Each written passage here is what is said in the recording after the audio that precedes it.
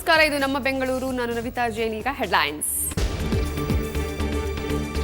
CCB ಪೊಲೀಸರಿಂದ ದಿಢೀರ್ ಕಾರ್ಯಾಚರಣೆ. ಪಿಜಿಯಲ್ಲಿ ವೇಶ್ಯಾವಾಟಿಕೆ ನಡೆಸ್ತಾ ಇದ್ದ 3 ಅರೆಸ್ಟ್, 35 ಯುವತಿಯರ ಬಂಧನ.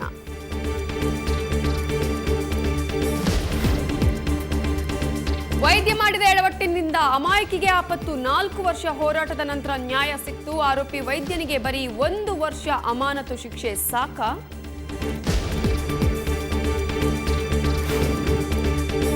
10,000 ಜನರ ವಿಚಾರಣೆ, 25 ಲಕ್ಷ ಫೋನ್ ಕಾಲ್ ಸಂಭಾಷಣೆ. ಇನ್ನೂ ನಿಗೂಢವಾಗಿದೆ ಯಶವಂತಪುರ ಪಾದರಿ ಕೊಲೆ ಪ್ರಕರಣ. ಮಳೆರಾಯ ಕೊಡ್ತಾನ ಕೊಲೆಗಾರನ ಕ್ಲೂ.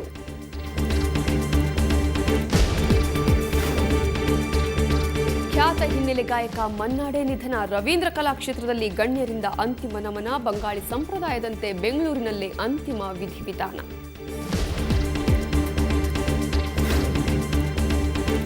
ಎಂಜಿ ರೋಡಲ್ಲಿ ಉಚಿತ ಬ್ರೌಸಿಂಗ್, ಉಚಿತ ಚಾಟಿಂಗ್. ಇಲ್ಲಿ ಸಿಗತ್ತೆ ಉಚಿತ ವೈಫೈ ಕನೆಕ್ಷನ್. ಪಡ್ಡೆಗಳಿಗೂ ಪ್ರವಾಸಿಗರಿಗೂ ಖುಷಿಯೋ ಖುಷಿ.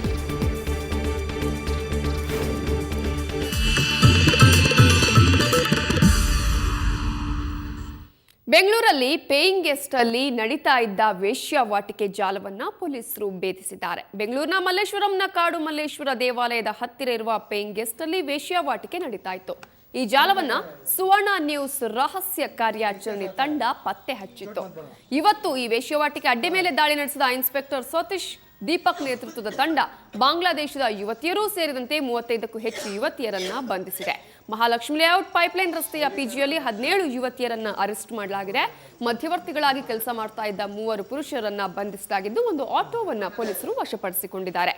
ಜೊತೆಗೆ ಈ ಪಿಜಿಗಳನ್ನು ನಡೆಸ್ತಾ ಇದ್ದ ಚಿತ್ರನಟಿ ಎಂದು ಹೇಳಿಕೊಳ್ತಾ ಇದ್ದ ಮೇಘನಾ ಎಂಬಾಕೆಯನ್ನ ಬಂಧಿಸಿ ವಿಚಾರಣೆ ನಡೆಸಲಾಗ್ತಿದೆ. ಈ ರಹಸ್ಯ ಕಾರ್ಯಾಚರಣೆಯ ವಿಸ್ತೃತ ವರದಿಯನ್ನ ಸುವರ್ಣ ನ್ಯೂಸ್ ಶನಿವಾರ ಪ್ರಸಾರ ಮಾಡಲಿದೆ.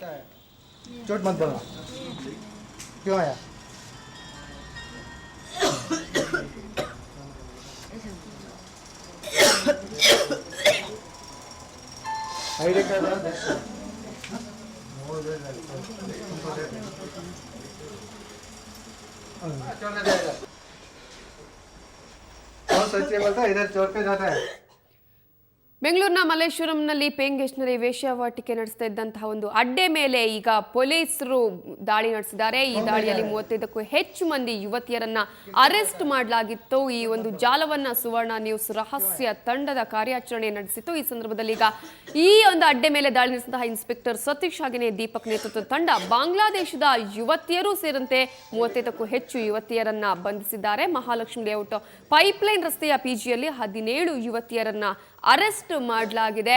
ಅದರ ಜೊತೆಗೆ ಈ ಒಂದು ಅಡ್ಡೆಯಲ್ಲಿ ಮಧ್ಯವರ್ತಿಗಳಾಗಿ ಕೆಲಸ ಮಾಡ್ತಾ ಇದ್ದಂತಹ 3 ಪುರುಷರನ್ನು ಕೂಡ ಬಂಧಿಸಲಾಗಿದ್ದು, ಒಂದು ಆಟೋವನ್ನು ಕೂಡ ಪೊಲೀಸರು ಈಗ ವಶಕ್ಕೆ ಪಡ್ಕೊಂಡಿದ್ದಾರೆ. ಜೊತೆಗೆ ಈ ಪಿಜಿಯನ್ನ ನಡೆಸ್ತಾ ಇದ್ದದ್ದು ಒಬ್ಬಳು ಚಿತ್ರನಟಿ ಅಂತ ಹೇಳ್ಕೊಳ್ತಾ ಇದ್ದ ಮೇಘನಾ ಅನ್ನೋವಳನ್ನು ಕೂಡ ಈಗ ಬಂಧಿಸಿ ವಿಚಾರಣೆಯನ್ನ ನಡೆಸಲಾಗ್ತದೆ. ಸೊ ಈ ಒಂದು ರಹಸ್ಯ ಕಾರ್ಯಾಚರಣೆಯ ವಿಸ್ತೃತ ವರದಿಯನ್ನ ಸುವರ್ಣ ನ್ಯೂಸ್ ನಿಮ್ಗೆ ಶನಿವಾರ ಪ್ರಸಾರ ಮಾಡುತ್ತೆ. ಇದರ ವಿಸ್ತೃತ ವರದಿ ಶನಿವಾರ ಪ್ರಸಾರ ಆಗುತ್ತೆ.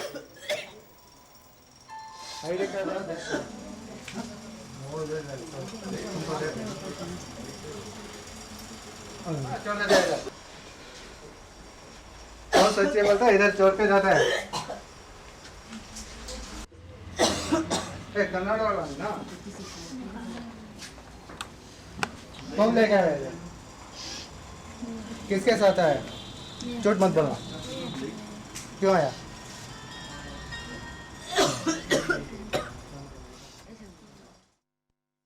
ಕೆಲವು ಪ್ರಾಸ್ಟಿಟ್ಯೂಷನ್ದು ಕಂಪ್ಲೇಂಟ್ಸ್ ಅದರ ಬಗ್ಗೆ ರೇಡ್ ಮಾಡಿಸಿದ್ರು.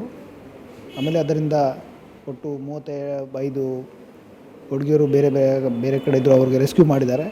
ಅದರಲ್ಲಿ ಮ್ಯಾಕ್ಸಿಮಮ್ ವೆಸ್ಟ್ ಬೆಂಗಾಲ್ ಅವರಿದ್ದಾರೆ. ಮತ್ತು ಇದರ ಸಂಬಂಧಪಟ್ಟಾಗಿ ಈಗಾಗಲೇ ನಾವು ಮಹಾಲಕ್ಷ್ಮಿ ಲೇಔಟ್ ಪೊಲೀಸ್ ಸ್ಟೇಷನು ಮತ್ತು ವಾಯ್ಲಿಕಾವಲ್ ಪೊಲೀಸ್ ಸ್ಟೇಷನಲ್ಲಿ ಕಂಪ್ಲೇಂಟ್ ಕೊಡ್ತಾಯಿದ್ದಾರೆ. ಮತ್ತು ಇದರಲ್ಲಿ ಈ ರೆಸ್ಕ್ಯೂ ಮಾಡಿ ಹುಡುಗಿಯವ್ರಿಗೆ ವಾಪಸ್ ಅವ್ರಿಗೆ ಎಲ್ಲಿ ನೇಟಿವ್ ಪ್ಲೇಸ್ ಇದೆ ಅಲ್ಲಿ ಕಳಿಸಿ ವ್ಯವಸ್ಥೆ ಅವ್ರಿಗೆ ವಾಪಸ್ ರೆಸ್ಕ್ಯೂ ಮಾಡಿ ವಾಪಸ್ ಕಳಿಸೋದಕ್ಕೆ NGO ಮುಖಾಂತರ ನಾವು ವ್ಯವಸ್ಥೆ ಆಗಲೇ ಮಾಡಲಿಕ್ಕೆ ನಡೀತಾ ಇದೆಯೇ. ಮಾಹಿತಿ ಬಂದಿದ್ದರು ಮತ್ತು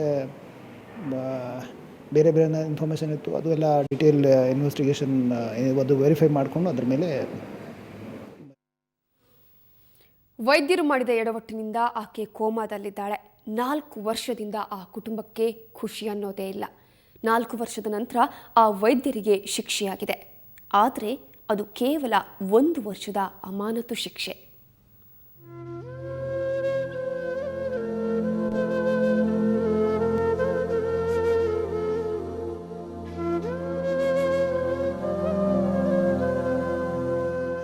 ಕಳೆದ 4 ವರ್ಷಗಳಿಂದ ಈಕೆ ಹೀಗೆಯೇ ಪಿಳಿ ಕಣ್ಣು ಬಿಡುತ್ತಾಳಾದರೂ ಎದುರುಗಿರುವ ಗಂಡ ಮಕ್ಕಳನ್ನ ಗುರುತಿಸುವುದಿಲ್ಲ.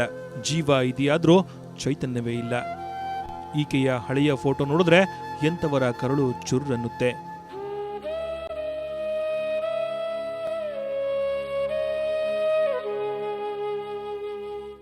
ನಾಲ್ಕು ವರ್ಷದ ಹಿಂದೆ ಖಾಸಗಿ ಆಸ್ಪತ್ರೆಯೊಂದರಲ್ಲಿ ಸ್ಲಿಪ್ ಡಿಸ್ಕ್ ಆಪರೇಷನ್ಗೆ ಅಂತ ಅಡ್ಮಿಟ್ ಆಗಿದ್ರು. ಆಗ ಅನೆಸ್ಥೀಶಿಯಾ ಕೊಟ್ಟ ವೈದ್ಯ ಡಾಕ್ಟರ್ ಮಹೇಶ್ ಕುಕ್ರೇಜನ ಎಡವಟ್ಟಿನಿಂದಾಗಿ ಶೈಲಜಾ ಮೆದುಳು ಡ್ಯಾಮೇಜ್ ಆಗಿ ಶಾಶ್ವತವಾಗಿ ಕೋಮಾ ಸ್ಥಿತಿ ತಲುಪಿಬಿಟ್ರು. ಪುಟ್ಟ ಮಕ್ಕಳನ್ನ ಹಿಡಿದುಕೊಂಡೇ ಪತಿ ಮುನಿರಾಜು ಹೆಂಡತಿಯ ಸೇವೆಗೆ ನಿಂತರು. ಹೆಂಡತಿಗೆ ಅನ್ಯಾಯ ಮಾಡಿದ ವೈದ್ಯರ ವಿರುದ್ಧ ಸಮರ ಸಾರಿದ್ರು. ಮುನಿರಾಜು ಸತತ ಹೋರಾಟದಿಂದ ಅನೆಸ್ಥೀಶಿಯಾ ಕೊಟ್ಟ ವೈದ್ಯ ಡಾಕ್ಟರ್ ಮಹೇಶ್ಗೆ 1 ವರ್ಷ ಪ್ರಾಕ್ಟೀಸ್ ಮಾಡದಂತೆ ಅಮಾನತು ಶಿಕ್ಷೆ ನೀಡಲಾಗಿದೆ. should be punished. What should be the quantum of punishment? ಹಿಂದೆ ಏನೋ ಅವನ ಮೇಲಿದೆಯಾ ಅಲಿಗೇಷನ್ಸು? ಏನೂ ಇಲ್ಲ. ಇದಕ್ಕಂತೂ 1 year ಅವನ್ನ ಸಸ್ಪೆಂಡ್ ಮಾಡೋದು. ಆದರೆ ಇಷ್ಟು ದೊಡ್ಡ ತಪ್ಪಿಗೆ ಬರೀ 1 ವರ್ಷದ ಅಮಾನತು ಶಿಕ್ಷೆ ಸಾಕಾ? ಈ ಘಟನೆ ನಡೆದು 4 ವರ್ಷಗಳಾಗಿದೆ. ಹೈಗ್ರೌಂಡ್ ಪೊಲೀಸ್ ಸ್ಟೇಷನ್ನಲ್ಲಿ ದೂರು ದಾಖಲಾದರೂ ಚಾರ್ಜ್ ಶೀಟ್ ಹಾಕಿಲ್ಲ. 34 IPC ಸೆಕ್ಷನ್ ಪ್ರಕಾರ FIR ಆಗಿದೆ. ಇಲ್ಲಿವರೆಗೂ ಸಂಬಂಧಪಟ್ಟ ಒಂದು ಇಲಾಖೆಯವರು ಯಾವುದೇ ಒಂದು ಚಾರ್ಜ್ ಶೀಟ್ ಹಾಕಿಲ್ಲ ಮತ್ತು ಸಂಬಂಧಪಟ್ಟ ವೈದ್ಯರು ಮತ್ತು ಆಸ್ಪತ್ರೆ ವಿರುದ್ಧ ಏನು ಕ್ರಮನ ತಗೊಂಡಿಲ್ಲ. ಕರ್ನಾಟಕ ಮೆಡಿಕಲ್ ಕೌನ್ಸಿಲ್ ನ್ಯಾಯಾಲಯದಲ್ಲಿ ಒಂದು ರಿಸಲ್ಟ್ ಬಂದಿದೆ. ನೆಗ್ಲಿಜೆನ್ಸ್ ಮಾಡಿದ್ದಾರೆ, ಡಾಕ್ಟ್ರಿಂದ ಈ ತಪ್ಪಾಗಿದೆ ಅಂತ ಒಂದು ಪ್ರೂವ್ ಆಗಿದೆ. ಆದ್ರೂ ಇಲ್ಲಿವರೆಗೂ ಒಂದು ಅವ್ರ ಬಗ್ಗೆ ಒಂದು ಕ್ರಮ ತಗೊಂಡಿಲ್ಲ. ಸೊ ಇದ್ರ ಬಗ್ಗೆ ನಾವು ಇನ್ನೂ ಹೋರಾಡ್ತಾನೆ ಇದ್ದೀವಿ, ಇನ್ನೂ ನ್ಯಾಯ ಸಿಕ್ಕಿಲ್ಲ ನಮಗೆ. ವೈದ್ಯರ ಅರೆ ಕ್ಷಣದ ನಿರ್ಲಕ್ಷ್ಯ ಒಂದು ಕುಟುಂಬದ ನೆಮ್ಮದಿಯನ್ನೇ ಬಲಿ ತೆಗೆದುಕೊಂಡಿದೆ. ಈ ನೋವಿಗೆ, ಈ ನರಕಕ್ಕೆ ಕೊನೆಯೇ ಇಲ್ಲ. ಬೆಂಗಳೂರಿನಿಂದ ಕ್ಯಾಮರಾಮನ್ ಮಹೇಶ್ ಜೊತೆ ರಜನಿ MG, ಸ್ವರ್ಣ ನ್ಯೂಸ್.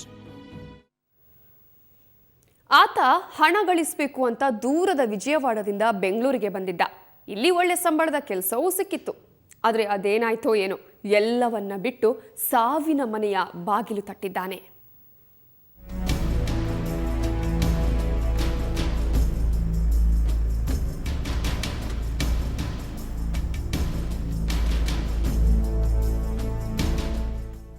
ಈ ಫೋಟೋದಲ್ಲಿರುವ ವ್ಯಕ್ತಿಗೆ ಇನ್ನೂ 24ರ ಹರೆಯ. ಹೆಸರು ವಂಶಿ ಕೃಷ್ಣ.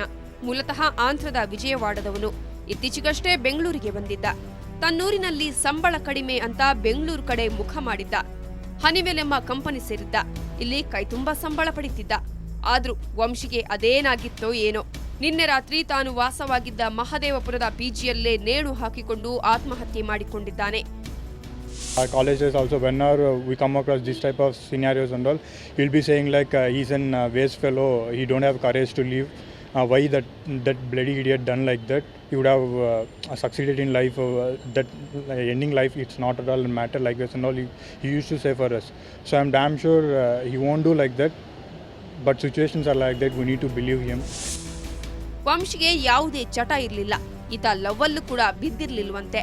ನಿನ್ನೆ సంజయಷ್ಟೇ తన అన్న సూర్యన్న జೊತೆ ఖుషియాగే మాట్లాడిద్ద. సాఫ్ట్వేర్ జాబ్ చేస్తాడు హనీవెల్లో. నిన్న నైట్ సూసైడ్ అటెంప్ట్ చేశాడు. రీజన్స్ ఇంకా ఏం తెలియదండి. 1 month అయింది. మా తమ్ముడు ఒక్కడే ఉన్నాడు, ఇంకెవరు లేరు.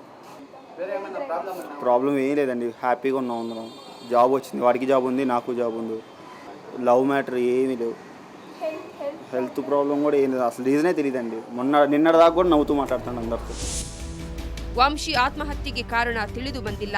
ಹೆಚ್ಚಿನ ಮಾಹಿತಿ ಕಲೆ ಹಾಕ್ತಾ ಇರುವ HAL ಪೊಲೀಸರು ಪ್ರಕರಣ ದಾಖಲಿಸಿಕೊಂಡು ತನಿಖೆ ನಡೆಸುತ್ತಿದ್ದಾರೆ. ಕ್ಯಾಮರಾಮನ್ ಅನಿಲ್ ಜೊತೆ ಅಭಿಷೇಕ್ ಜಯಶಂಕರ್, ಕ್ರೈಮ್ ಬ್ಯೂರೋ, ಸುವರ್ಣ ನ್ಯೂಸ್. ಭಾರತೀಯ ಚಿತ್ರರಂಗದ ಶ್ರೇಷ್ಠ ಹಿನ್ನೆಲೆ ಗಾಯಕ ಮನ್ನಾಡೆ ವಿಧಿವಶರಾಗಿದ್ದಾರೆ. ಕಳೆದ ಹಲವು ದಿನಗಳಿಂದ ತೀವ್ರ ಅನಾರೋಗ್ಯದಿಂದ ಬಳಲ್ತಾ ಇದ್ದ ಅವರು ಇವತ್ತು ಕೊನೆ ಉಸಿರೆಳೆದರು.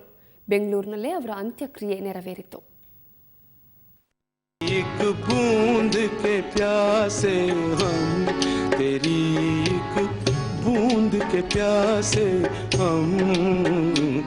ಮನ್ನಾಡೆ ಮರೆತೆನೆಂದರೂ ಮರೆಯಲಾಗದ ಈ ಸುಮಧುರ ಕಂಠದ ಗಾಯಕ ಇನ್ನು ಬರೀ ನೆನಪು ಮಾತ್ರ. ಅಸ್ವಸ್ಥಗೊಂಡು ಕಳೆದ 150 ದಿನಗಳಿಂದ ಬೆಂಗಳೂರಿನ ಖಾಸಗಿ ಆಸ್ಪತ್ರೆಯ ಐಸಿಯುನಲ್ಲಿದ್ದ 94 ವರ್ಷದ ಮನ್ನಾಡೆ ಇವತ್ತು ಬೆಳಗ್ಗೆ 3:50 ಮೃತಪಟ್ಟರು. ನಗರದ ರವೀಂದ್ರ ಕಲಾಕ್ಷೇತ್ರದಲ್ಲಿ ಮೃತರ ಅಂತಿಮ ದರ್ಶನಕ್ಕೆ ವ್ಯವಸ್ಥೆ ಮಾಡಲಾಗಿತ್ತು. It is going to be the hugest loss, which I can't really explain in words. We have some very, very close, good friends here in Bangalore who are extended family to us actually, and they have helped me cope with this. ಪಶ್ಚಿಮ ಬಂಗಾಳ ಮೂಲದ ಮನ್ನಾಡೆ ಬಾಲಿವುಡ್ನ ಹೆಸರಾಂತ ಗಾಯಕರು. ಕನ್ನಡ ಸೇರಿದಂತೆ ಹಲವಾರು ಭಾಷೆಯ ಚಿತ್ರಗಳಲ್ಲಿ ಹಾಡಿರೋ ಮನ್ನಾಡೆ ಉದ್ಯಾನ ನಗರಿಯ ಪರಿಸರಕ್ಕೆ ಮನಸೋತಿದ್ರು. ಹೀಗಾಗಿ ಹಲವು ವರ್ಷಗಳಿಂದ ಇಲ್ಲೇ ನೆಲೆ ಕಂಡುಕೊಂಡಿದ್ರು. ಮನ್ನಾಡೆ ಅವರಿಗೆ ಗೌರವ ಸಲ್ಲಿಸಲು ಪಶ್ಚಿಮ ಬಂಗಾಳ ಸರ್ಕಾರದ ಪ್ರತಿನಿಧಿಯಾಗಿ ಸಂಸದ ಕಲ್ಯಾಣ್ ಬ್ಯಾನರ್ಜಿ ಆಗಮಿಸಿದ್ರು. ರವೀಂದ್ರ ಕಲಾಕ್ಷೇತ್ರದಿಂದ ಮೆರವಣಿಗೆ ಮೂಲಕ ಹೆಬ್ಬಾಳದ ಚಿತಾಗಾರಕ್ಕೆ ಮನ್ನಾಡೆ ಪಾರ್ಥಿವ ಶರೀರ ಕೊಂಡೊಯ್ಯಲಾಯಿತು. ಇಲ್ಲಿ ಬಂಗಾಳಿ ಸಂಪ್ರದಾಯದಂತೆ ಅಂತಿಮ ವಿಧಿವಿಧಾನ ನೆರವೇರಿಸಲಾಯಿತು.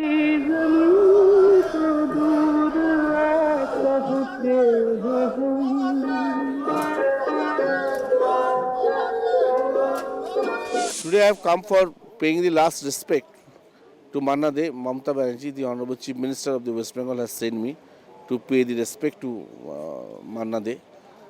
He is a great singer, as you know. It's a great loss of Bengal also, no doubt of India. ಒಟ್ಟಾರೆ ಭಾರತೀಯ ಸಿನಿರಂಗ ಕಂಡ ಅದ್ಭುತ ಗಾಯಕ ಮನ್ನಾಡೆ ಇನ್ನಿಲ್ಲ. ಆದರೆ ಅತ್ಯದ್ಭುತ ಕಂಠಸಿರಿಯ ಹಾಡುಗಳ ಮೂಲಕ ಅವರು ಎಂದೆಂದಿಗೂ ಅಜರಾಮರ. ಬ್ಯೂರೋ ರಿಪೋರ್ಟ್, ಸುವರ್ಣ ನ್ಯೂಸ್. ಈಗೊಂದು ಚಿಕ್ಕ ಬ್ರೇಕ್ ಆದ್ಮೇಲೆ ಮತ್ತೆ ನಮ್ಮ ಬೆಂಗಳೂರು.